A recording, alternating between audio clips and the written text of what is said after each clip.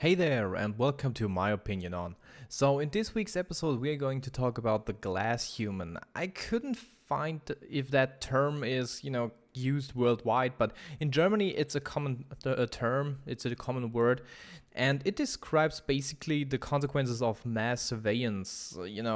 Like the stuff that the NSA did recently, apparently. They were spying on people and stuff like that. That term is just used to clarify the fact that in today's world where there are always video cameras and there is the browser search history and all that jazz, all the stuff, there is so much surveillance that, you're basically never unwatched and you are basically completely made out of glass. Everyone can look inside you and see what you really are. That's basically the world we're living in today. And that's what I wanted to talk about. We had this NSA scandal and, I wasn't really surprised that the NSA was watching Americans, or watching the whole world, basically. I wasn't surprised, It's just, I kind of always assumed that every American knew that, so whatever.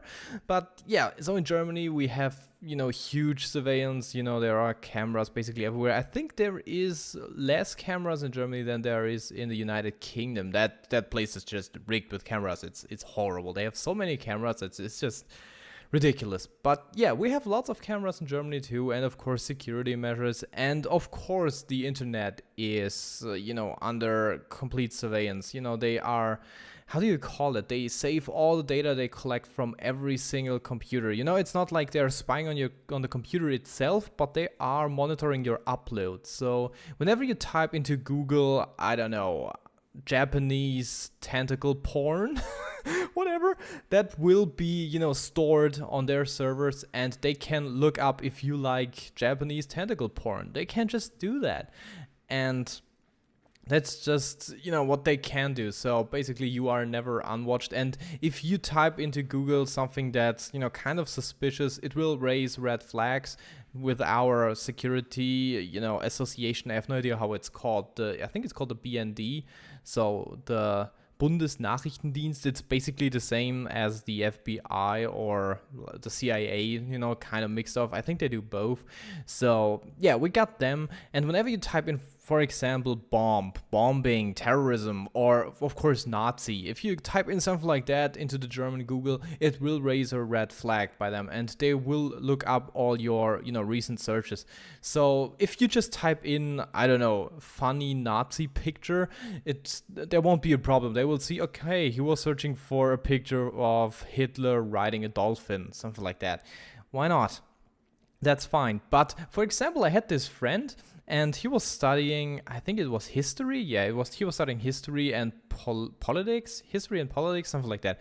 And he had to make a, presentation about Nazi symbols and stuff like that. So he was doing loads of research, and of course he was doing them on his computer at home. And that was the most stupid thing he could have done, because he was always searching like terms like Nazi, Hitler, Nazi symbol, the swastika, and stuff like that. He was always searching that, and of course it raised a lot of red flags. And after a while, he was just flagged for being, right-winged, and that's illegal basically in Germany. If you're too right-winged, they will, get you.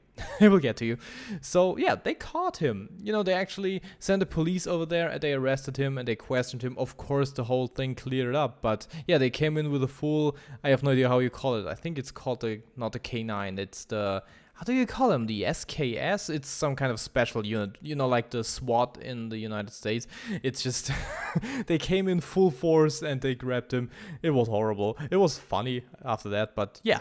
So they got him, and that's just the world we're living in today. And I think it's kind of weird to think that the government knows everything about you. On a related note, I was working with some people a couple of years back. I wasn't working directly at the software or for the software, with the software, whatever, but they developed a software that will basically, if you put in your name, your name is John Smith, they will put in that name and your favorite synonym on the internet, your favorite nickname, like Dragon Slayer Sniper Trouble XD, whatever. They will just put those two informations in there, and it will gather all the information it can find on the internet about those two things combined. So if you are registered with that nickname on a site for Japanese tentacle porn, and you are registered on the site for MILF porn, and you're registered on the site for butcher supplies. I have no idea, but they will gather all that and they will put it into one document, and that one document will basically define who you are. And if that document raises any flags, like it defines that you are a right-winged asshole, they will get you. That's just the thing they do.